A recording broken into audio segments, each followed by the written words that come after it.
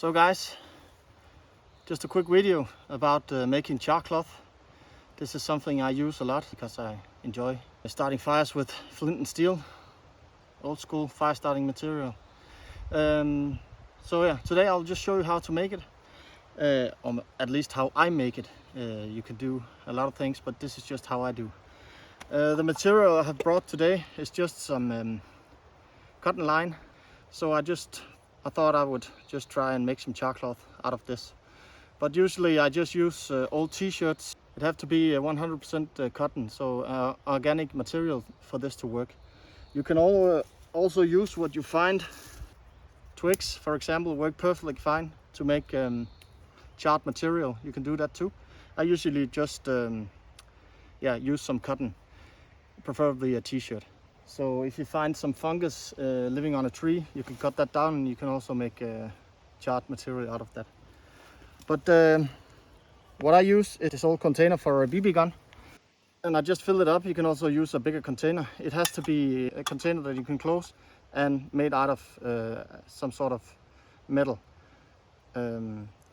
What you do is you punch a hole.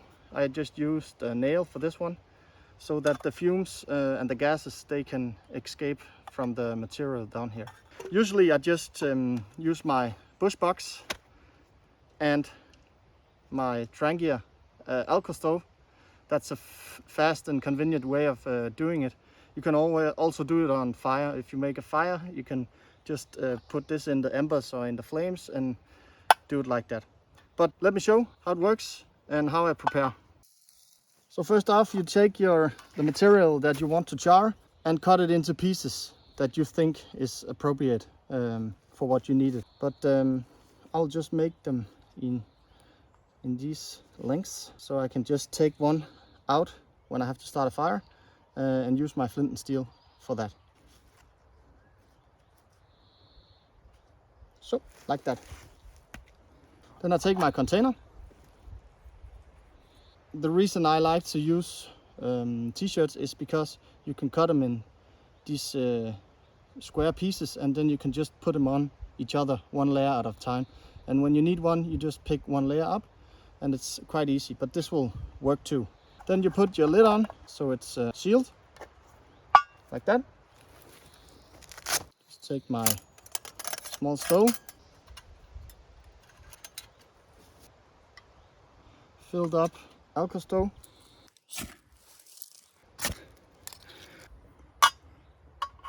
And then I just let it rest there. The fumes, white smoke, will start coming up from this hole that I punched.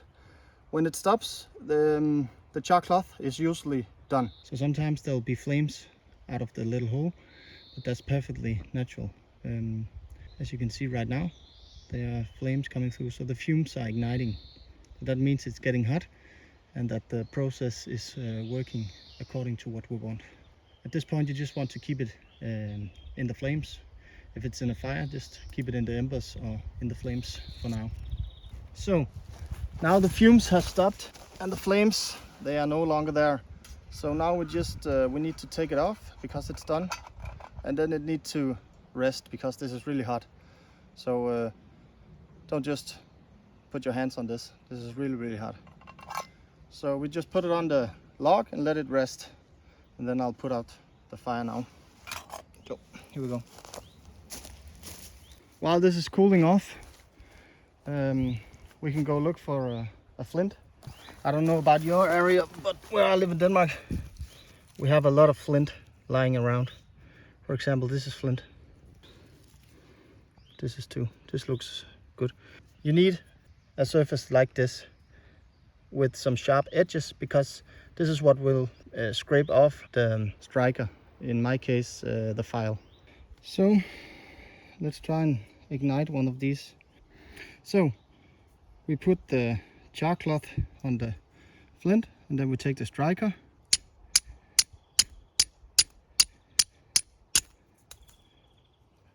Here we go, the last stroke.